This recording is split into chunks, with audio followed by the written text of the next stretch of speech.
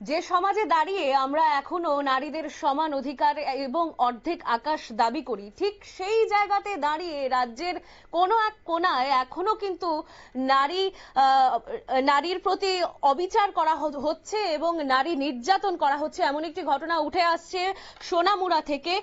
রবিবার রাতে নিজ বাড়িতেই অ্যাসিড হামলার শিকার হয়েছেন এক গৃহবধূ। ঘটনা রাত প্রায় 11টায় সোনামুড়ার এনসি নগর গ্রাম পঞ্চায়েতের উত্তরপাড়া এলাকায়। গৃহবধূকে এলাকার লোকেরা তারপরে নিয়ে আসে সোনামুড়া হাসপাতালে। প্রাথমিক চিকিৎসার পর তাকে সাথে সাথে রেফার করে দেওয়া হয় জিবি হাসপাতালে।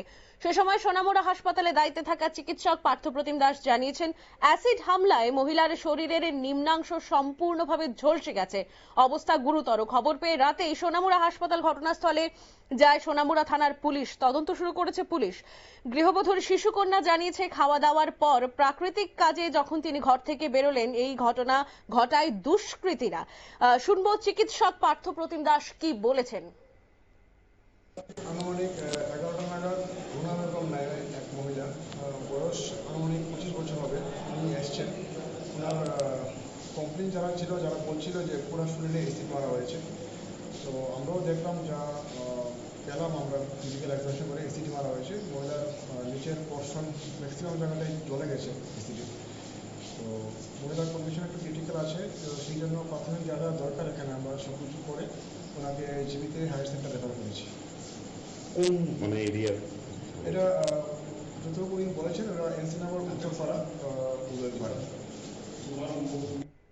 আপনারা শুনলেন চিকিৎসকের বক্তব্য এবং জানা যাচ্ছে পারিবারিক সূত্রে যে পূর্ব কোনো ঝামেলার ফলেই এই ঘটনা ঘটায় দুষ্কৃতীরা।